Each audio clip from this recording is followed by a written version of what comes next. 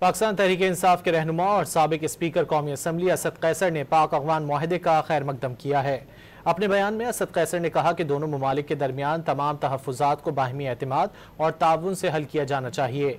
PTI का हमेशा से मौक़िफ़ रहा है कि ताल्लुकात मुज़ाकरात की बुनियाद पर होने चाहिए। दहशतगर्दी के खात्मे और तिजारत के फ़रोग़ के लिए मुज़ाकरात नागुज़ीर हैं। अफ़गानिस्तान वस्ती एशियाई मंडियों तक रसाई का वाहिद ज़मीनी रास्ता है जिसके ज़रिए पाक अफ़गान तिजारत से तरक्की और खुशहाली के नए दरवाजे खुल सकते हैं। पाकिस्तान तहरीक इंसाफ के रहनुमा और साबिक स्पीकर कौमी असम्बली असद कैसर ने पाक अफ़गान माहदे का खैर मकदम किया है। अपने बयान में असद कैसर ने कहा कि दोनों ममालिक के दरमियान तमाम तहफ़्फ़ुज़ात को बाहमी एतमाद और ताउन से हल किया जाना चाहिए। PTI का हमेशा से मौक़िफ़ रहा है कि ताल्लुकात मुज़ाकरात की बुनियाद पर होने चाहिए।